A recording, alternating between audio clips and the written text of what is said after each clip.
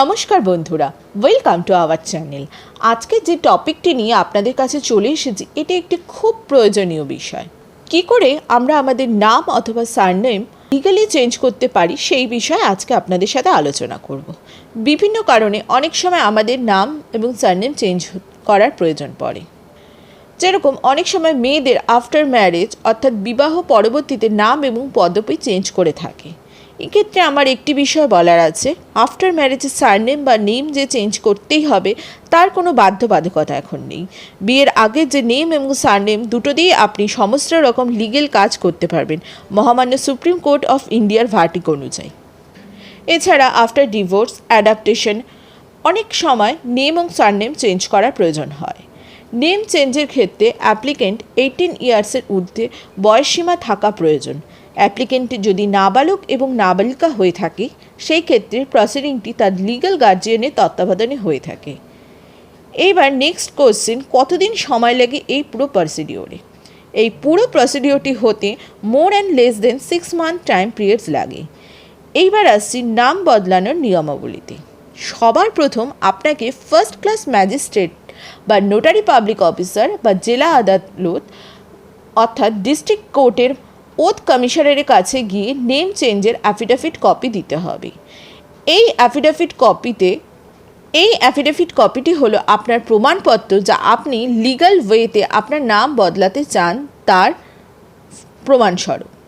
অ্যাফিডেভিটটি নন judiciary stamp পেপারে করা হয়, যা কোথাও 10 টাকা কোথাও 20 টাকা স্ট্যাম্প পেপারে হয়ে থাকে। এছাড়া এই পুরো প্রসিডিওরটা আপনারা 2 জন সাক্ষীর প্রয়োজন হবে যারা আপনার হয়ে সাক্ষী হিসেবে থাকবে। এরপর আসছি, আপনাকে 2টো খবরের কাগজে অ্যাডভার্টাইজমেন্ট দিতে হবে, একটি ইংলিশ নিউজ পেপার আর একটি হলো আঞ্চলিক ভাষার নিউজ পেপার। এটি দেওয়ার প্রধান কারণ হলো আপনার যে নামটি চেঞ্জ হয়েছে তা সবার সামনে প্রকাশিত হলো এবং ফিউচারে যদি কোনো রকম প্রবলেম ক্রিয়েট হয় এই পাবলিকেশনগুলি অ্যাজ আ প্রুফ আপনার কাছে প্রমাণ হিসেবে থাকবে। এরপর আসছি, আপনার যে বদলানোর নাম এবং পদবি অফিসিয়াল গেজেট অর্থাৎ রাষ্ট্রীয় রাজপত্রতে প্রকাশ করতে হয়।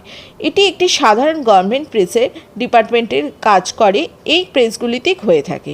এখানে গিয়ে আপনাকে ডিড চেঞ্জিং সারনেম ফর্মটি খুব সাবধানে ফিল আপ করতে হবে এবং বিয়ের পরবর্তীতে যদি নাম বদলাতে চান তবে আপনাকে ম্যারেজ সার্টিফিকেট এবং ডিভোর্সের পরবর্তীতে যদি নাম বদলাতে চান বা সারনেম বদলাতে চান তবে আপনার ডিভোর্স সার্টিফিকেট এবং অ্যাডাপ্টেশনের পর যদি হয়ে থাকে তাহলে অ্যাডাপ্টেশন সার্টিফিকেট অ্যাটাচ করতে হয়। অফিসিয়াল গেজেটের নাম পরিবর্তন হয়ে যাবার পর আপনার নাম পরিবর্তনের প্রক্রিয়াটি কিন্তু সমাপ্ত হলো। এরপর আপনি আপনার সমস্ত অফিসিয়াল ডকুমেন্টস যেখানে আপনার নাম পরিবর্তন করাতে হবে, যেমন ধরুন passport, driving licence, PAN card, voter card, Aadhaar card, নিজস্ব কোনো প্রফেশনাল আই কার্ড, তো এই সমস্তগুলোকে চেঞ্জেসের জন্য অ্যাপ্লাই করতে হবে।